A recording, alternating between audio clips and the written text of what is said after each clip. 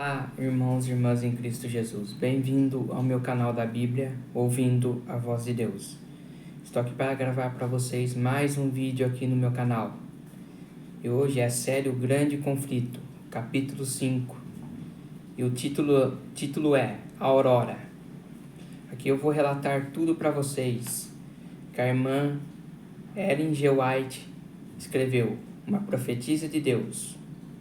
Antes de nós iniciarmos esse tema, essa leitura que eu vou fazer para vocês, vamos orar para fortalecer a nossa fé.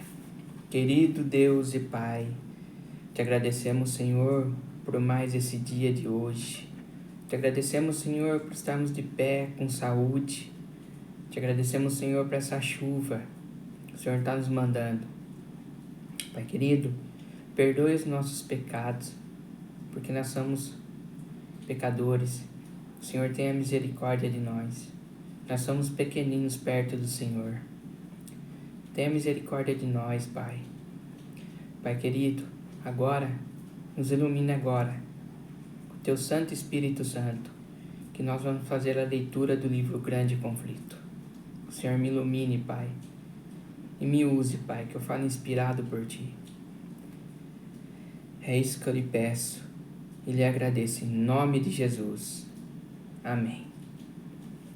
Então, povo de Deus, vamos ao capítulo 5 da série O Grande Conflito. Antes da gente começar, se inscrevam no meu canal, deixe seu like, ative o sininho das notificações para receberem meu vídeo. Eu fiz agora um vídeo agora há pouco sobre a nova lição da Escola Sabatina, que eu vou estar passando para vocês. Vai janeiro, fevereiro e março. É o amor e a justiça de Deus. Vai estar interessante essa lição. Não percam os meus vídeos. E compartilhe meus vídeos para muitas pessoas, que elas possam ver o conteúdo do meu canal. E comente no meu vídeo, deixe os seus comentários. É muito importante o comentário de vocês. É isso que eu peço para vocês, a ajuda de vocês. Posso contar com vocês? Então vamos à leitura do livro, O Grande Conflito. Esse livro é muito interessante. Prestem muita atenção na leitura que eu vou fazer do livro O Grande Conflito.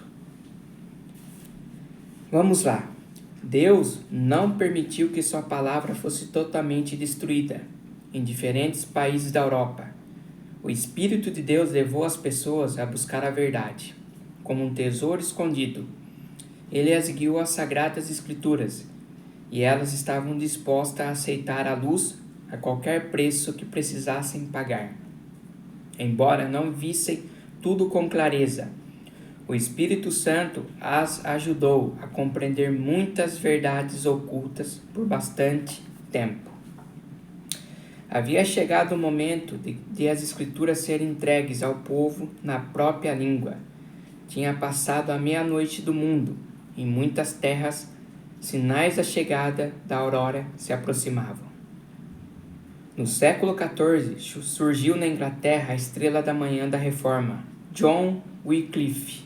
Se destacou na faculdade por sua espiritualidade fervorosa, bem como por seu conhecimento acadêmico sensato. Educado na filosofia escolástica, nas leis da igreja e na lei civil, ele se preparou para tomar frente na grande luta por liberdade civil e religiosa. Adquiriu a disciplina intelectual das escolas e compreendia as táticas dos eruditos. A extensão e a amplitude de seu conhecimento despertavam o respeito tanto de amigos quanto de inimigos. Seus inimigos não eram capazes de desacreditar a causa da reforma, expondo a ignorância ou fraqueza de seu porta-voz. Enquanto Wycliffe ainda estava na faculdade, começou a estudar as Escrituras.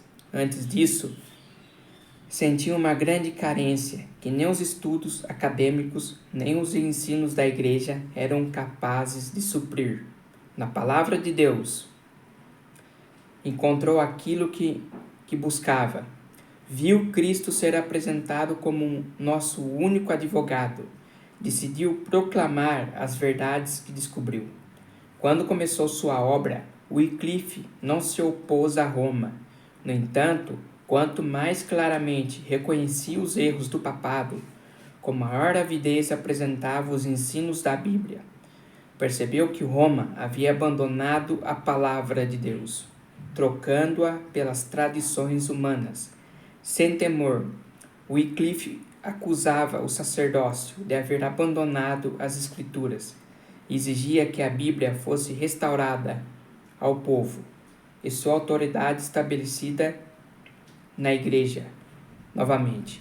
Era um pregador habilidoso e eloquente, e sua vida diária demonstrava as verdades que pregava.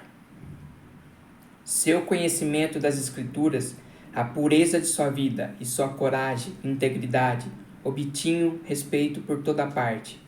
Muitos vinham os males da Igreja Romana, recebiam de bom grado e com alegria as verdades que Wycliffe trazia à tona. No entanto, os líderes papais se encheram de ira. Esse reformador estava adquirindo influência maior que a deles. Wycliffe era um perspicaz detector de erros e se posicionava destemidamente contra os abusos que Roma aprovava. Embora fosse capelão do rei, objetou com ousadia ao pagamento de tributos que o Papa exigia do rei da Inglaterra. A reivindicação papal de autoridade sobre os governantes seculares era contrária tanto à razão quanto à revelação. As exigências do Papa haviam despertado ressentimento, e os ensinos de Wycliffe influenciavam a mente dos líderes da nação. O rei e os nobres se uniram na recusa a pagar tributos. Frades mendicantes inundavam a Inglaterra, corroendo a grandeza e a prosperidade da nação. A vida ociosa dos monges e a mendicância não só consumiam os recursos do povo, como também provocavam desprezo pelo trabalho útil. Os jovens foram desmoralizados e se corromperam. Muitos eram persuadidos a se dedicar à vida monástica, não só sem o consentimento dos pais, mas até mesmo sem conhecimento deste e contra suas ordens. Por meio dessa desumanidade monstruosa, conforme Lutero denominou mais tarde, assemelhando-se mais ao lobo e ao tirano, que ao cristão e ao ser humano. O coração dos filhos foi colocado contra os dos pais. Os monges enganavam até alunos das universidades e persuadiam a se unir às suas ordens. Após terem apanhados na armadilha, era impossível se livrar. Muitos pais se recusavam a enviar os filhos para as universidades. As escolas entraram em declínio e a ignorância prevalecia. O Papa dera poder a esses monges para ouvir confissões e conceder perdão, uma grande fonte de mal. Os frades, ávidos por dinheiro, estavam tão dispostos a conceder perdão que os criminosos os procuravam, e os piores vícios cresceram rapidamente. Doações que deveriam ajudar os pobres e doentes iam para os monges. A riqueza dos frades crescia constantemente. Suas construções magníficas e mesas luxuosas e fartas tornavam ainda mais óbvia a pobreza crescente da nação. Entretanto, os frades continuavam a se aproveitar do povo supersticioso e levá-lo a crer que todos os deveres religiosos consistiam em reconhecer a supremacia do Papa, adorar os santos e fazer doações aos monges. Essa seria a maneira segura de garantir um lugar no céu. Wycliffe, com clara inteligência, chegou à raiz do problema, declarando que o sistema em si era falso e devia ser abolido. Seus esforços despertavam discussões e questionamentos. Muitos começaram a se perguntar se não deveriam pedir perdão a Deus em vez de procurar o Papa de Roma. Os monges e sacerdotes de Roma diziam: estamos consumidos como câncer. Deus precisa nos livrar, caso contrário, o povo perecerá. Os monges mendicantes afirmavam estar seguindo o exemplo do Salvador. Diziam que Jesus e seus discípulos eram sustentados por doações das pessoas. Essa alegação levou muitos à Bíblia, a fim de aprender a verdade por si mesmos. Wycliffe começou a escrever e publicar tratados contra os frades, chamando o povo a conhecer os ensinos da Bíblia e seu autor. Ele não poderia ter usado um meio mais eficaz para derrotar a gigantesca estrutura que o Papa havia edificado, na qual milhões eram mantidos cativos. Para defender os direitos da coroa inglesa dos abusos de Roma, Wycliffe foi nomeado embaixador real da Holanda. Ali entrou em contato com religiosos da França, Itália e Espanha. Teve a oportunidade de ver os bastidores e descobrir muitas coisas que haviam sido ocultadas dele na Inglaterra. Nesses representantes da corte papal, interpretou o verdadeiro caráter da liderança da Igreja. Voltou para a Inglaterra a fim de retomar seus ensinos anteriores, com maior zelo, declarando que o orgulho e o engano eram os deuses de Roma. Depois que Wycliffe voltou para a Inglaterra, o rei nomeou o reitor de Lutterworth. Isso lhe garantiu que seu discurso aberto não havia desagradado o rei. A influência de Wycliffe ajudou a moldar as crenças da nação. O Papa logo enviou trovoadas sobre ele, promulgando 13 editos, bulas que ordenavam ação imediata para silenciar o professor de heresias. A chegada das bulas papais colocou toda a Inglaterra sobre a ordem de aprisionar o herege. Parecia certo que Wycliffe logo cairia diante da vingança de Roma. Contudo, o mesmo Deus que declarou a Abraão: não tenha medo, eu sou o seu escudo, que está lá em Gênesis, capítulo 15, verso 1. Estendeu os braços para proteger seu servo. A morte sobreveio não ao reformador, mas ao Papa que havia ordenado sua destruição. A morte de Gregório XI foi sucedida pela eleição de 2 papas rivais. Cada um deles convocou seus fiéis a guerrear uns contra os outros, fazendo cumprir suas exigências, não apenas por meio de maldições terríveis contra os inimigos, mas também por promessas de recompensa no céu, para quem os apoiasse.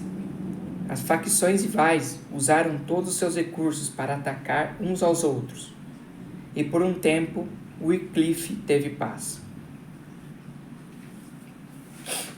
Essa divisão, com toda a contenda e corrupção que provocou, preparou o caminho para a reforma, ao permitir que as pessoas vissem a realidade do papado.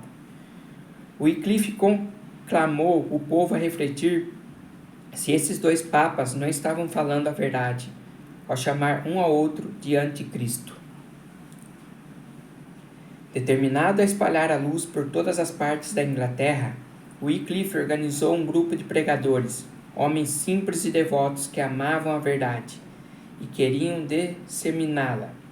Eles ensinavam nos mercados, nas ruas das grandes cidades e nas estradas do campo, procurando os idosos, enfermos e pobres, anunciando a eles as boas novas da graça de Deus. Em Oxford, Wycliffe pregou a palavra de Deus na universidade. Recebeu o título de doutor do Evangelho, mas a maior obra de sua vida foi a tradução das Escrituras para o inglês, a fim de que todos da Inglaterra pudessem ler sobre as obras maravilhosas de Deus. De repente, porém, seus esforços foram detidos, embora ainda não tivesse nem 60 anos de idade. Trabalho e estudo constantes, bem como os ataques de inimigos, haviam esgotado suas forças, fazendo-o envelhecer prematuramente. Foi acometido por uma doença perigosa.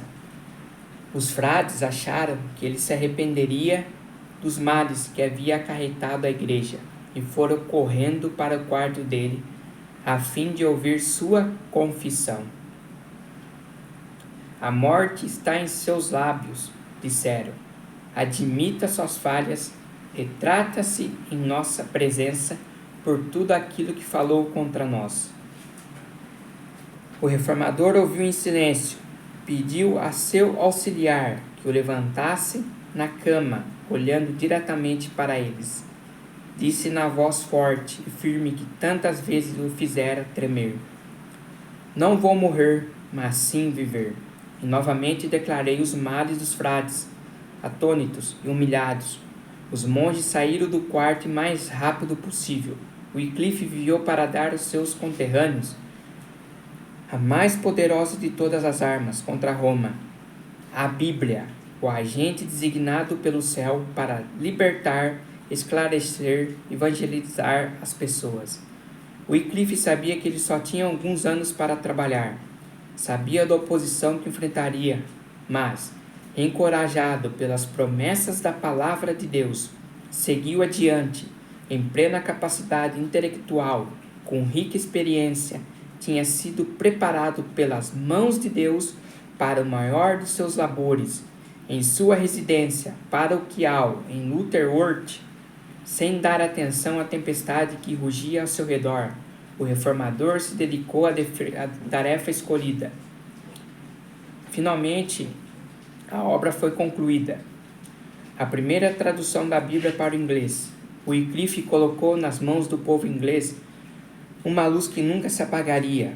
Fizera mais para abrir as cadeias da ignorância, libertar e levar seu país do que qualquer vitória no campo de batalha havia realizado até então. Cópias da Bíblia só podiam ser feitas por meio de trabalho fatigante. Tantas pessoas desejavam ter o livro que os copistas mal davam conta da demanda.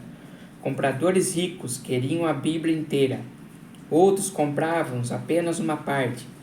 Em muitos casos, se uniam para comprar um exemplar. A Bíblia de Wycliffe logo conseguiu entrar no lar das pessoas.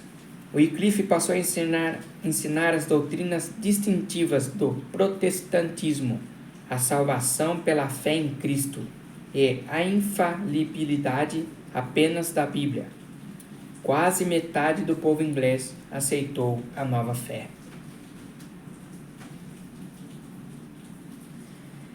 As autoridades da igreja ficaram desanimadas ao descobrir que as escrituras estavam disponíveis. Naquela época, não havia lei na Inglaterra proibindo a Bíblia, uma vez que ela nunca tinha sido publicada na língua do povo.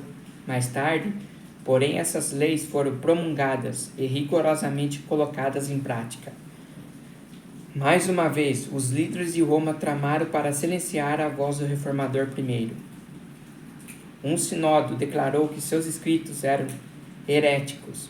Conquistaram o apoio do jovem rei Ricardo II e conseguiram um decreto real condenando à prisão todos aqueles que defendessem as doutrinas abominadas.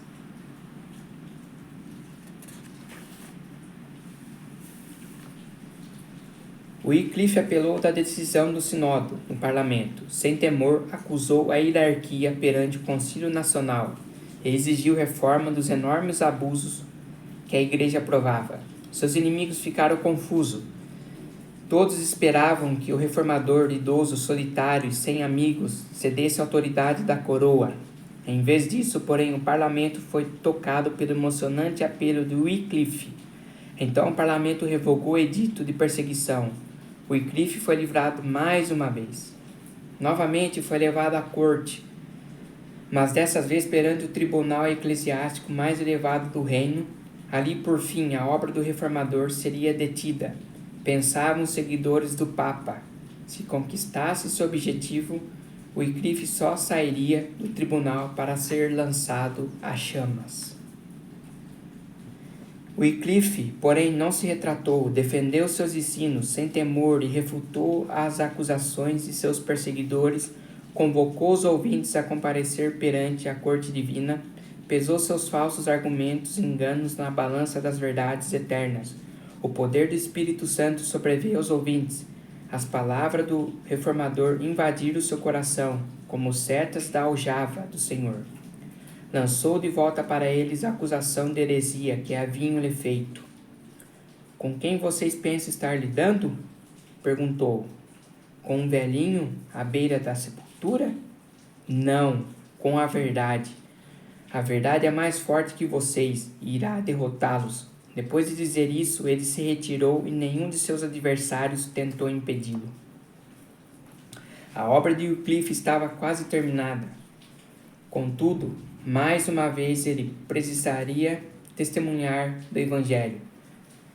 Foi convocado a ser julgado diante da corte papal em Roma, a qual tantas vezes havia derramado o sangue do povo de Deus. Por causa de um derrame, não pôde comparecer, muito embora fosse impossível ir pessoalmente para ser ouvido em Roma. Ele falou por carta, com espírito respeitoso e cristão. O reformador escreveu para o Papa, mas fazendo uma repreensão severa à pompa e ao orgulho do papado.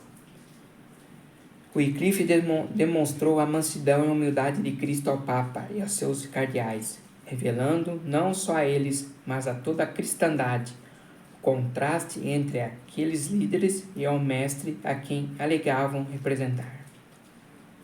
A expectativa total do Wycliffe era que a própria vida seria o preço de sua fidelidade. O rei, o papa e os bispos se uniram para destruí-lo. Parecia certo que dentro de poucos meses ele seria queimado na estaca. Mesmo assim, sua coragem permaneceu inabalável. Tendo defendido a verdade com ousadia ao longo de toda a sua vida, Wycliffe não seria vítima do ódio de seus adversários. O Senhor tinha sido seu protetor. Então, enquanto os oponentes de Wycliffe tinham certeza de que iriam pegá-lo, a mão de Deus os tirou do alcance deles. Em sua igreja em Utrecht, quando estava prestes a ministrar a ceia, teve um derrame e morreu pouco tempo depois. Deus colocou a palavra da verdade na boca de Wycliffe, protegeu sua vida e prolongou sua obra até ele alcançar os fundamentos da reforma.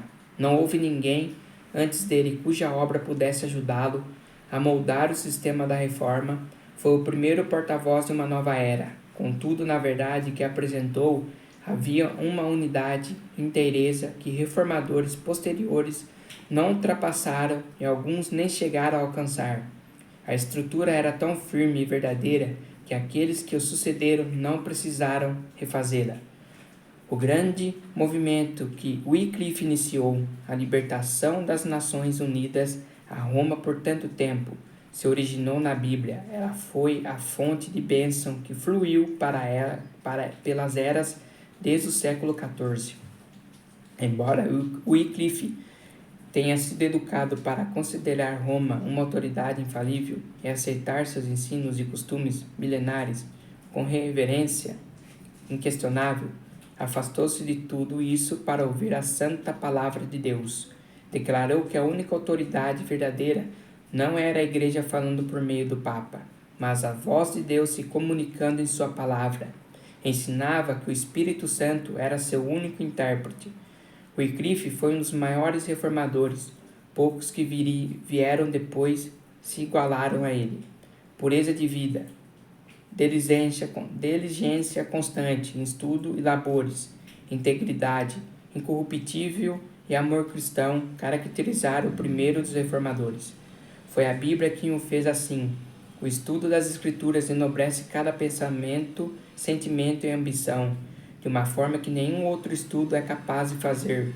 Da firmeza de propósito, coragem e força, o estudo fervoroso e reverente das Escrituras pode dar ao mundo pessoas de intelecto mais forte e princípios mais nobres do que o resultado da menor instrução disponível em meio às filosofias humanas. Os seguidores de Wycliffe, conhecidos como Wyclifistas e Lollardos, se espalharam por outras terras e levaram o evangelho consigo. A partir do momento em que seu líder se foi, os pregadores passaram a trabalhar com zelo ainda maior do que antes. Muitas pessoas se reuniam para ouvi-los. Alguns nobres e até mesmo a esposa do rei faziam parte do grupo de conversos. Em muitos lugares, as pessoas retiraram das igrejas os símbolos idolatras de Roma. Entretanto, logo perseguição implacável recaiu sobre eles que ousaram aceitar a Bíblia como guia. Pela primeira vez na história da Inglaterra, a lei passou a condenar à estaca os discípulos do Evangelho. Era martírio após martírio. Aqueles que pregavam a verdade eram caçados como inimigos da igreja, traidores do reino, mas eles continuavam a pregar em lugares secretos.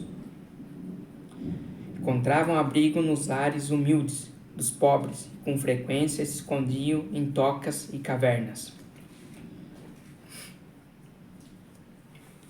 Um protesto calmo e paciente contra a corrupção da fé religiosa continuou por séculos. Os cristãos daquela época haviam aprendido a amar a palavra de Deus e sofrerem com perseverança por causa disso. Muitos sacrificaram seus bens terrenos por Cristo.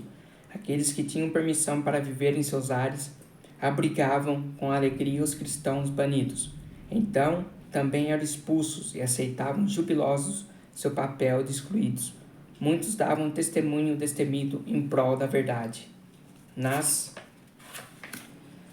celas de calabouços, em meio à tortura e às chamas, regozijando-se por serem considerados dignos de ter participação em seus sofrimentos. Filipenses 3:10. O ódio dos defensores do Papa não se satisfez nem enquanto o corpo de Wycliffe repousava na sepultura. Mais de 40 anos após sua morte, exumaram seus ossos. Então os queimaram em público e jogaram as cinzas em um riacho próximo. Um antigo escritor conta: esse riacho conduziu as cinzas ao rio Avon. O Avon as levou ao Sever a mares estreitos, e os mares ao grande oceano. E assim as cinzas se tornaram um símbolo de sua doutrina, hoje espalhada pelo mundo inteiro. Por meio dos escritos de Wycliffe, João Hus, da Boêmia, renunciou a muitos dos erros da Igreja Católica. Da Boêmia, a obra se difundiu para as outras terras. A mão divina estava preparando o caminho para a grande reforma. Então, meus queridos irmãos e irmãs em Cristo, esse foi a história do grande reformador Wycliffe. Esse reformador, ele pregou a verdade. Ele não teve medo de pregar a verdade. Ele levou a verdade para as pessoas. Ele traduziu a Bíblia para inglês. Muitas pessoas compraram exemplares da Bíblia que ele fez, que ele traduziu. As pessoas leram e elas começaram a enxergar os erros de Roma. As pessoas até abandonaram as imagens idólatras de Roma. Esse reformador, ele morreu, mas ele morreu em Cristo. Ele perseverou até o fim. E muitos seguidores deles passaram a pregar a palavra. Eles pregavam em ruas, em praças, pregavam em muitos lugares. E como vocês viram, Jesus e seus discípulos, eles recebiam oferta, sim. Recebiam. Por quê? Para comprar comida. Tem que dar oferta para ajudar os pregadores. Paulo mesmo fala de ofertas, mas você tem que dar sua oferta de coração. Porque Deus ama quem dá com alegria. Se na igreja que você for, dá oferta. Pode dar oferta. A Bíblia fala de oferta. Nós temos que ser como Wycliffe e seus seguidores foram. Levar a palavra de Deus sem medo. Pregar a palavra de Deus com autoridade, sabedoria. Você aí que mora em seu bairro aí mesmo, fale de Jesus para as outras pessoas. Não tenha medo. As pessoas precisam saber de Jesus, precisam saber que Jesus morreu por ela. Tem pessoas que pensam que elas estão condenadas. Não estão condenadas. Não há nenhuma condenação àquelas pessoas que estão em Cristo Jesus. Vocês têm que falar da palavra de Deus, anunciar a palavra de Deus, como Wycliffe e seus seguidores foram. Wycliffe, se precisasse, ele morria nas chamas, mas ele não morreu queimado. Ele morreu com um derrame, mas ele morreu feliz, porque ele cumpriu a missão dele. Nós temos uma missão. Qual é a missão? De pregar o evangelho. Ah, mas aquele vizinho meu não aceita, aquele vizinho meu é chato, ele não quer que fale de Deus. Pense de uma outra forma. O que seu vizinho gosta de comer? Ah, se é um pão, se é uma comida que ele gosta, faça aquela comida e leve para ele, demonstrando que você se preocupa com ele, demonstrando que você é uma boa pessoa. Ele vai pensar, nossa, ele está fazendo isso para mim. Eu sou chato com ele, com ela, mas está fazendo bem para mim. Aí ele vai começar a conversar com você. Deixa ele falar tudo da vida dele para você. Deixa ele desabafar. Aí você começa a falar de Deus, a pregar sobre Jesus. Temos que ser assim. Cristãos têm que ser alegres para levar a palavra de Deus. Eu quero ler uma passagem bíblica para vocês, aqui em Salmos 119, verso 105. Salmos 119, verso 105.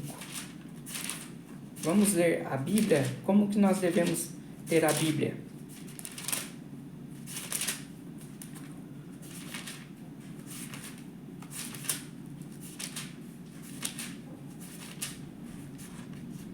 Salmos 119, verso 105. Olha só o que diz aqui na palavra de Deus. A tua palavra é a lâmpada para guiar os meus passos e luz que ilumina o meu caminho. Nós temos que ter a palavra de Deus como lâmpada para os nossos passos e luz que ilumina o meu caminho. Nós temos que ter a Bíblia assim, porque a Bíblia é a palavra de Deus. A Bíblia é a verdade. Vocês viram que Wycliffe tinha como Espírito Santo como seu intérprete? Nós devemos fazer o mesmo, ter o Espírito Santo como nosso intérprete. É o Espírito Santo que dá a sabedoria para você entender a Bíblia. Ah, mas eu não entendo a Bíblia, eu não sei. Se você não sabe, peça sabedoria a Deus que Ele te dá. Deus não vai cobrar nada de você. Ele vai te dar sabedoria, mas peçam com fé que Deus te dá. Nós temos que ter a Bíblia também como nossa única regra de fé. É a Bíblia que fala a verdade. É esse livro aqui que fala a verdade. É aqui que está a sua vontade, que está a vontade de Deus para a sua vida. O Wycliffe sabia da vontade de Deus. Ele conhecia a vontade de Deus. Por isso que ele falou, a Bíblia é a minha única regra de fé. Aqui estão as verdades. O Wycliffe, quando estava perante Roma, ele não teve medo. Os frades, quando viram que ele estava na cama, ruim, os frades foram correr até o quarto dele e falaram, olha, se arrependa do que você fez. Ele não confessou nada para esses frades. A nossa confissão tem que ser somente a Deus. não é a frades, não é a papa, não é a bispo, não é a padres. Não é. A Bíblia nos dá a resposta. Eu vou ler mais um verso bíblico para vocês, que está lá em 1 João, lá nas cartas. 1 João 1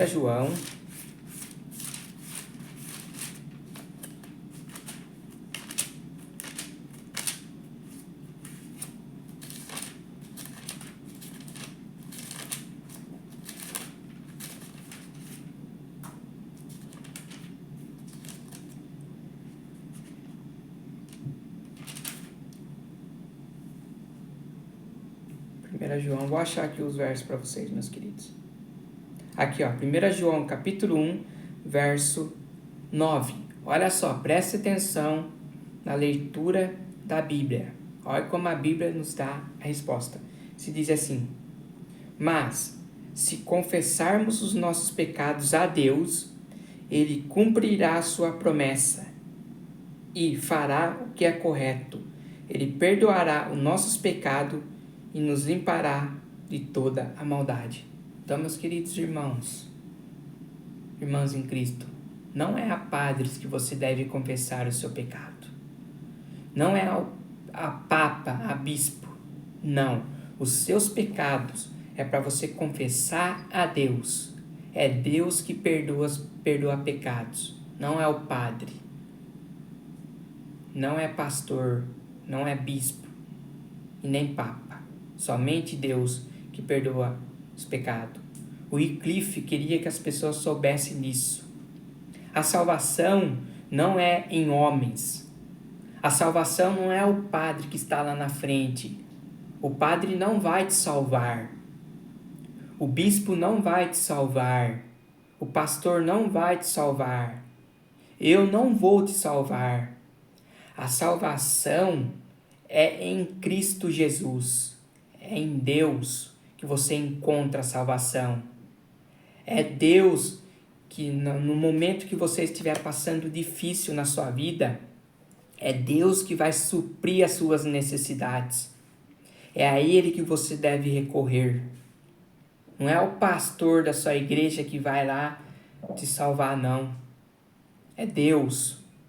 O Wycliffe sabia disso, porque ele leu nas Escrituras. Ele queria que essa mensagem fosse levada às pessoas. E nós estamos aqui. A missão que Deus nos deu é de pregar a palavra de Deus. De nós sermos missionários e missionárias de Deus para levar a palavra. Deus quer que a gente façamos isso de coração. Deus nos ama. Que em São João 3,16, que diz lá: porque Deus amou o mundo de tal maneira que deu seu Filho unigênito para todo mundo nele crer e não pereça, mas tenha vida eterna. Jesus, quando voltar a esta terra, que ele vai voltar, a sua volta está bem próxima. E quando ele voltar aqui, ele vai vir para buscar a sua igreja.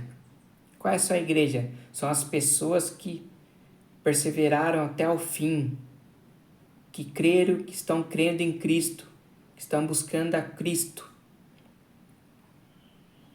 que aceitam Jesus como seu Salvador. Ele vai vir buscar a sua igreja, que guardam também os mandamentos de Deus. E os mortos que morreram em Cristo vão ressuscitar. E os vivos que ficarem serão arrebatados. Jesus está voltando, meus amados. Vamos nos preparar para a volta de Jesus. Porque Jesus é só Ele que nos dá a vida eterna. É só nele que encontramos a salvação. É só em Jesus que encontramos a felicidade. É só em Jesus que encontramos a paz. É só em Jesus. Deus nos criou para termos um relacionamento com Ele. O Wycliffe tinha um relacionamento com Deus. Ele tinha as verdades de Deus, que era a Bíblia Sagrada. E nós temos que ter a Bíblia Sagrada como a nossa única regra de fé, como a verdade, que está em João 17, verso 17. Olha o que diz na palavra de Deus. João 17, verso 17. Que diz aqui, que eles sejam teus por meio da verdade.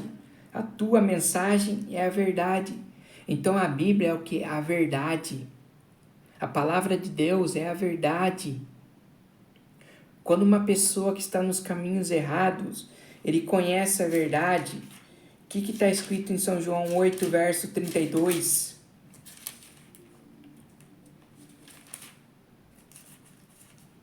8, verso 32, que diz lá: conhecerão a verdade e a verdade vos libertará. Então, quando você começa a conhecer as verdades de Deus, você é libertado. Nós temos que sair do erro, não permanecer no erro. Se você vê que a igreja que você está indo está pregando errado, pregam só prosperidade, está errado.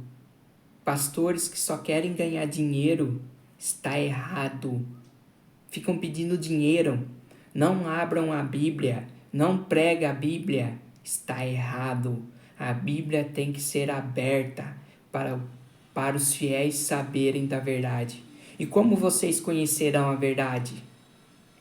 Lendo as Escrituras Sagradas e pedindo sabedoria a Deus. E tendo o Espírito Santo como seu intérprete. Não é você interpretar a Bíblia do jeito que você quer. Falar do jeito que você quer, não. A Bíblia tem que ser falada do jeito que está escrito. Conforme Deus mandou escrever. A Bíblia é inspirada por Deus. Em 2 Timóteo 3,16, a Bíblia ela é inspirada por Deus. Vamos ler esse verso. 2 Timóteo 3,16.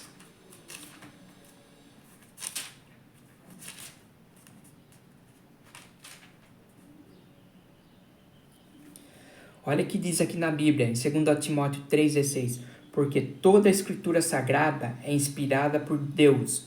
É útil para ensinar a verdade, condenar o erro, corrigir as faltas e ensinar a maneira certa de viver. Então, o Wycliffe tinha isso com ele. Ele tinha como a escritura que era útil para ensinar a verdade. Por isso que ele traduziu a Bíblia para o inglês, para todas as pessoas ficarem sabendo da verdade, para essas pessoas saírem do erro. Nós temos que ser assim, temos que sair do erro e temos como a nossa Bíblia, como a nossa única regra de fé. É a Bíblia que vai ensinar você a maneira certa de viver. É a Bíblia que condena o erro. O Wycliffe tinha isso, nós temos que ter também. Meus queridos, a Bíblia é um livro maravilhoso. A Bíblia fechada é um livro qualquer, um livro comum. Mas quando você abre a Bíblia, é a palavra de Deus. É a palavra de Deus que está aberta. É a boca de Deus falando com você. Como diz na Bíblia, Jesus disse assim: examinai as Escrituras, porque elas testificam de mim. As Escrituras falam de Jesus. Elas falam de Jesus. O que Jesus fez por você. O Wycliffe tinha isso. Meus queridos, que a graça do nosso Senhor Jesus Cristo esteja sempre com vocês. E um feliz 2025 para todos nós. Que você coloque esse ano 2025 nas mãos de Deus. Que você passe a ler a Bíblia com fervor, pedindo a sabedoria a Deus. Eu quero orar por você. Vamos orar para encerramento desse estudo, dessa leitura que tivemos do livro Grande Conflito. Querido Deus e Pai, o Senhor nos ajude a colocar em prática o que aprendemos aqui. Pai, que o Senhor nos ajude a lermos mais a Bíblia. Que o Senhor nos ajude a entender a Tua Santa Palavra, Pai. Que nós abrimos nosso coração para o Senhor. Que esse ano de 2025 seja um ano bom para nós. Que nós estamos tranquilos, porque o Senhor está no controle de tudo. Pai querido, eu não sei que essas pessoas estão passando necessidades, estão passando dificuldade financeira, dificuldade no casamento. Que o Senhor coloque a Tua mão, Pai, em nome de Jesus. Que o Senhor tire todo o mal de cada lar, de cada hospital. Que o Senhor tire todo o mal. E que, se for da Tua vontade, a pessoa que estiver num leito, Pai, doente, que o Senhor tire essa pessoa de lá. Que o Senhor restaure a saúde daquela pessoa, Pai. Que o Senhor conforte agora, nesse exato momento, aquele ente querido que aquela família perdeu. Que o Senhor conforte os corações deles, Pai. E dê mais tranquilidade, paz no coração daquela família que perdeu aquele ente querido. Pai querido, perdoe os nossos pecados, que nós somos falhos, nós somos pequeninos perto do Senhor, mas o Senhor cuida de nós. Tudo isso lhe peço, lhe agradeço, em nome do Senhor Jesus Cristo. Amém. Meus queridos irmãos e irmãs em Cristo, foi esse a leitura do Grande Conflito, capítulo 5.